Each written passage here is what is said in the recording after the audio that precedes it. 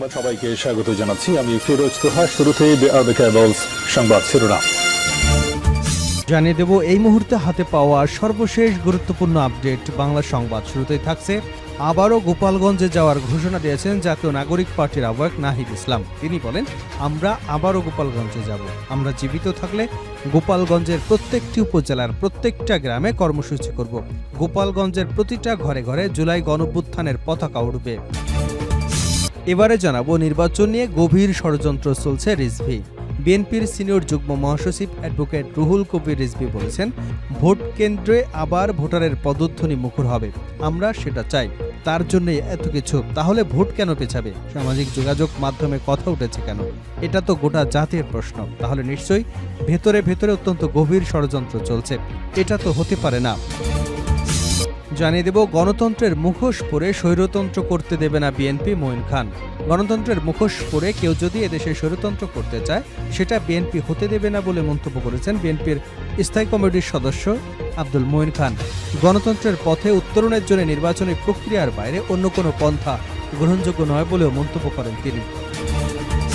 এদিকে গোপালগঞ্জে যৌথ অভিযানে আটক 20।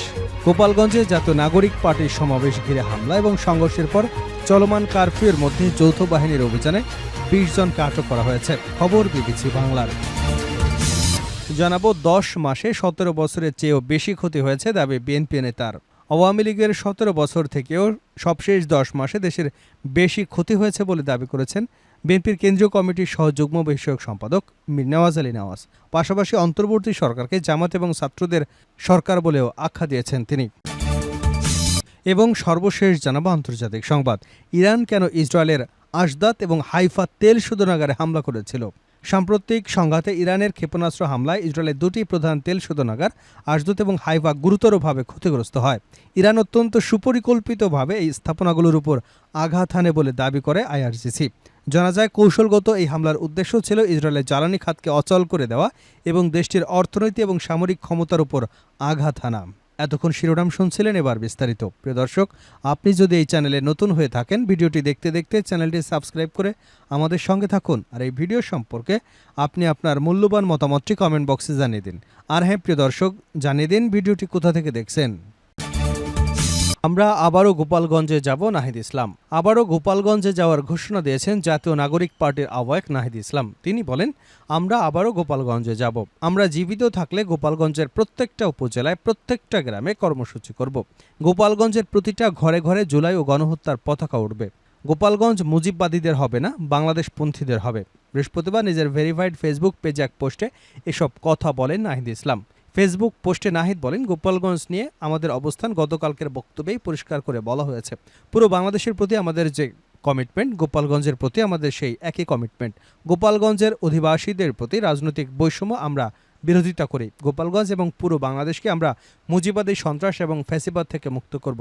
আওয়ামী যুগের পর যুগ যুগ ধরে গোপালগঞ্জের মানুষের জীবনকে বিপন্ন করেছে, মুক্তির যুদ্ধকে কলুষিত করেছে, সনাতন ধর্মাবলম্বীদের সঙ্গে বেইনসাফি করেছে। আমরা বলেছি, আমরা এই পরিস্থিতির পরিবর্তন ঘটাবো। তিনি আরও বলেন, আমরা যুদ্ধের আহ্বান নিয়ে যাইনি, আমাদের পূর্ব ঘোষিত শান্তিপূর্ণ কর্মসূচি ছিল। মুজিববাদী সন্ত্রাসীরা পরিকল্পিতভাবে হত্যার উদ্দেশ্যে সশস্ত্র হামলা চালায় আমাদের উপর, যেরকমটা জুলাই গণঅভ্যুত্থানেও হয়েছিল। আওয়ামী লীগ সবসময় একটা গৃহযুদ্ধ পরিস্থিতি তৈরি করতে চায়।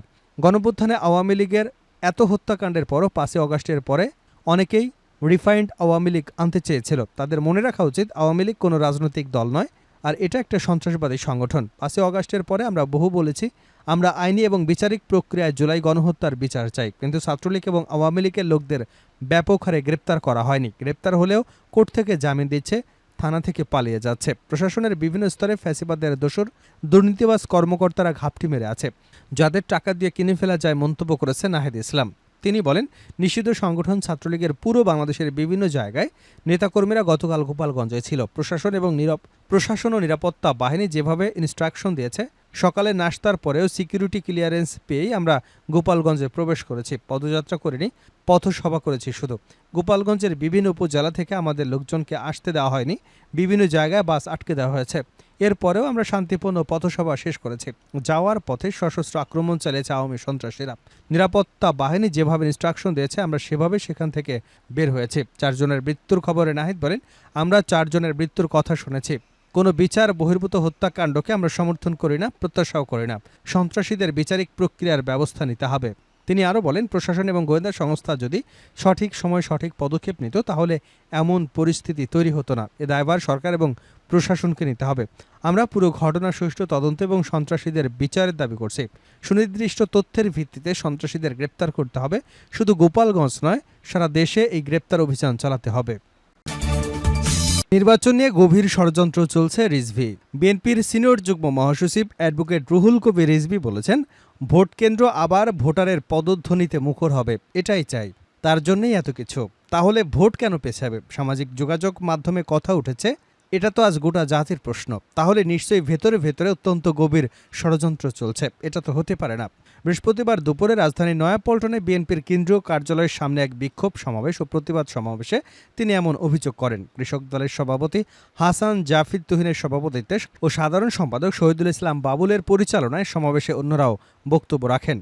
এতে রিজভী বলেন, আমরা বলেছি সংস্কার চাই, যৌক্তিক সময় নির্বাচন দিন, একটা নির্দিষ্ট সময় বলে দিন, বেশি প্রলম্বিত করবেন না।